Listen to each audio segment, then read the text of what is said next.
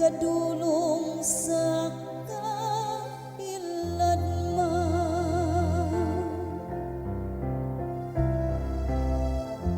Daygon ko ikaw o Ginoo, kay imo ako nagagiluwas.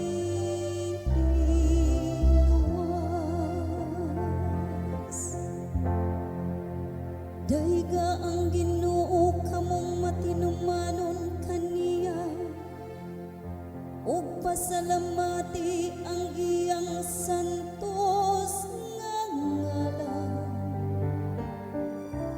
Kay ang iyang kasuko mulungtad sa makadiyot lamang. Apan ang iyang maayong kabubuton sa tibuok nga kinabuhi. Sa gabi mo sulod ang paghilak, apan sa kaadlawon ang pagsariya.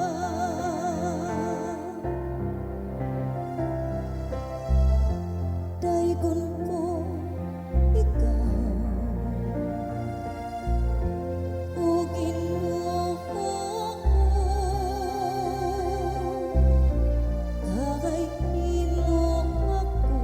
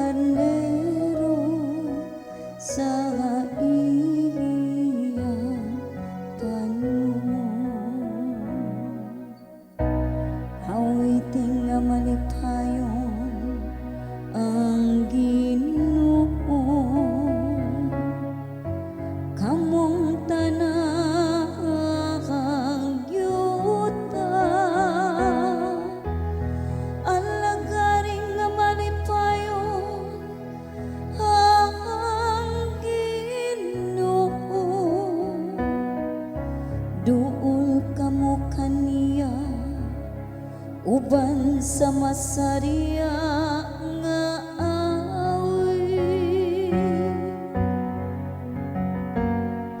kita ang iyang lungsod ang karnero sa iyang panon. Sailin ninyo nga ang Ginoo mao ang Dios, gibuhat kita niya iya gayud kita ang iyang lungsod ang panon nga iyang gidumala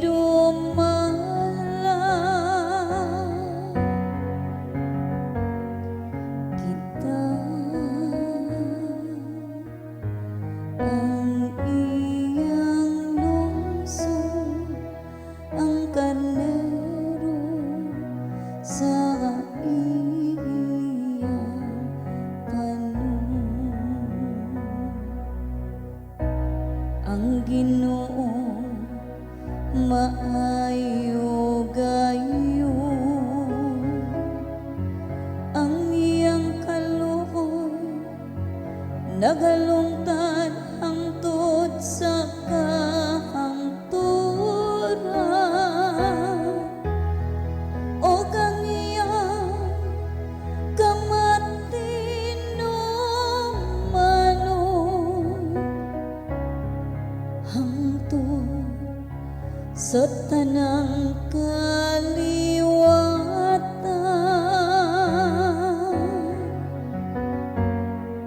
kita ang iyang lungsod ang karnero sa iyang panon.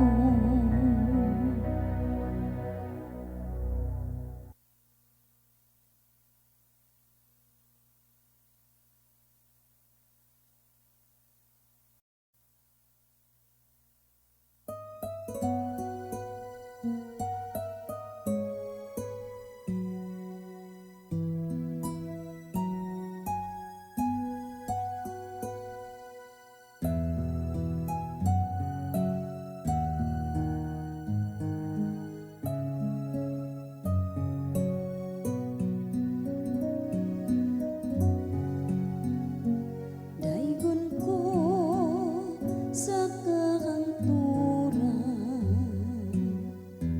ang imong ngalan akong hahalin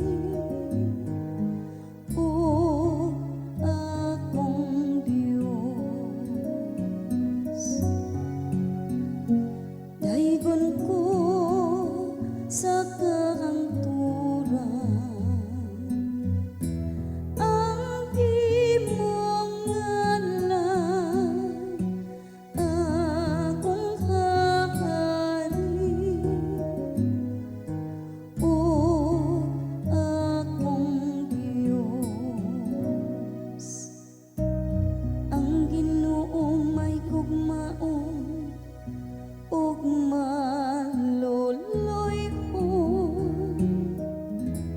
dugay nga masuko ug dakog kaayo. Ang Ginoo maayo alang sa tanan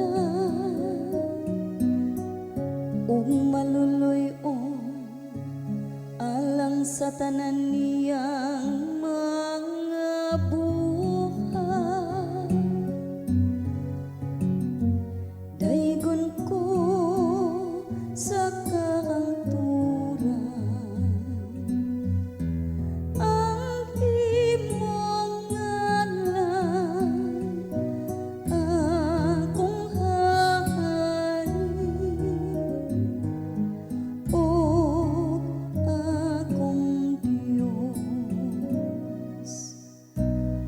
pasalamata kanimo ang tanan mong mga buhat o Ginoo ug padayga kanimo ang tanan nga nagatuo kanimo. Pasultira sila bahin sa himaya sa imong gingharian ug pasuginla sila sa imong kagahuman.